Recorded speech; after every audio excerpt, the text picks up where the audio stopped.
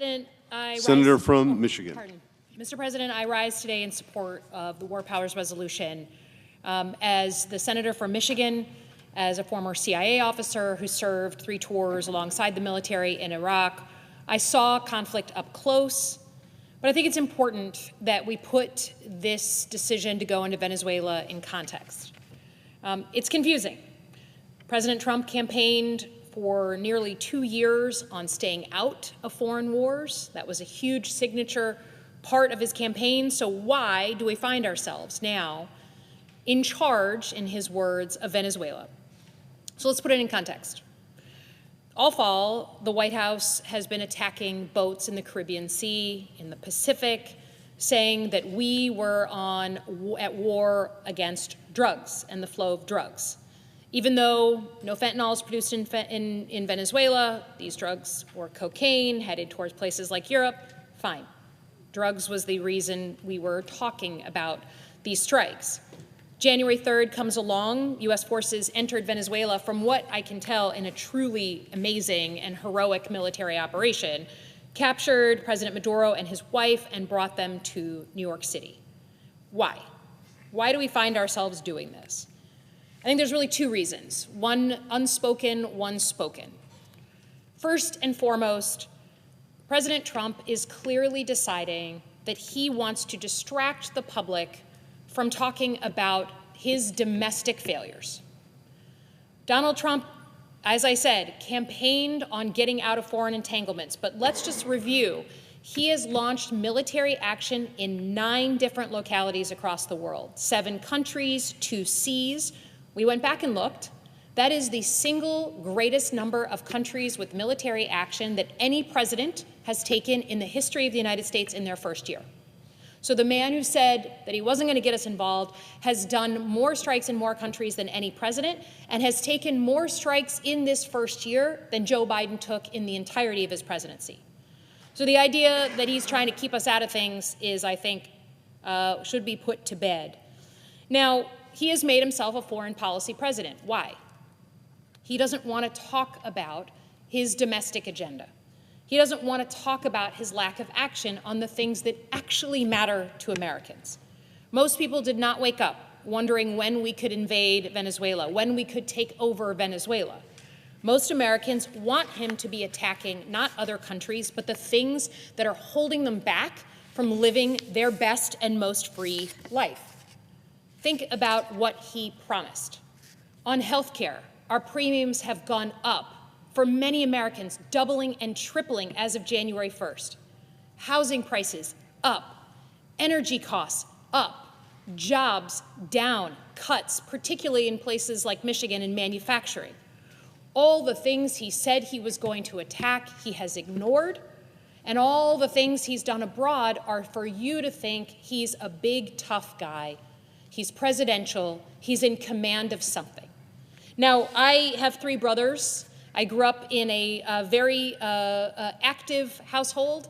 And if you remember, from those of you who got the crap beat out of you the way I did, when your brothers say, look over here, and then sucker punch you, that is purposeful to distract you.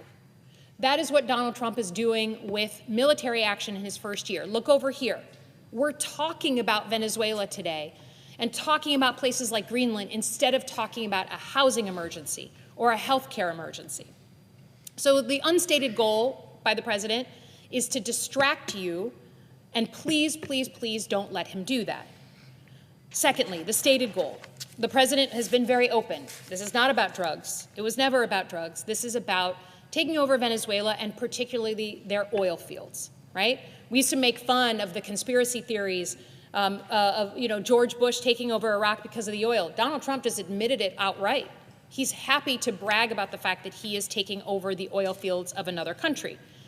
The only problem is, if you talk to some of the oil executives, as of Saturday, this past Saturday, they had zero plan, zero idea.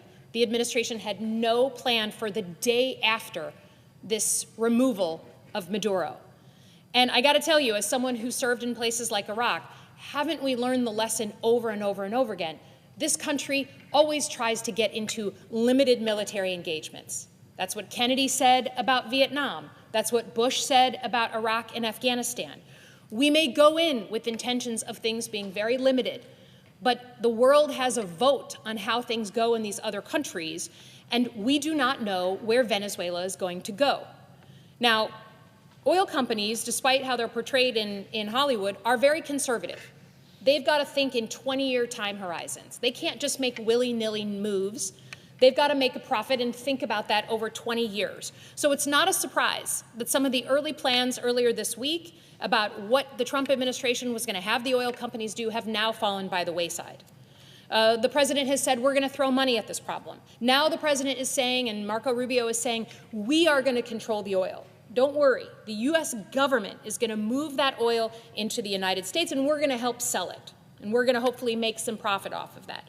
The only problem is the oil companies are still extremely, extremely cautious and sort of suspicious of this plan. These plans to invest in Venezuela would involve them investing a ton of money up front and just hoping that long after Donald Trump leaves, they're going to make a profit. So it is not a surprise that he had no plan and he has no idea where this is going to go. Now, you don't have to imagine instability in Venezuela, right? In 2017, we had protests on the ground. Back in the early 2000s, the then government had to fire or ended up firing 18,000 people in the oil industry because there was a general strike. We have no idea, and certainly this president has no idea where this is going to go. He had no plan going in, but we are all along for the ride. So I think it's just important to understand the context as we talk about the legal authority to go into a place like Venezuela. I would say what we all need to be cautious of is this idea that whether you go in trying to do a limited military operation or not, at the end of the day, it's American sons and daughters from places like Michigan that are called up to create calm, to create stability. You break it, you buy it. And this administration has been very open about the fact that they now believe they own Venezuela. So I stand here as a senator, yes, but also as someone who has seen this movie in other places. I call upon the administration, just be transparent, just play it straight. Don't try to distract us, don't try to sucker punch us. Tell us what you're doing in foreign countries, and then get back to the work you said you were going to do. Attack healthcare, not Venezuela. Get to the domestic things you promised, and stop leading us around by our noses. Thank you, and I yield back.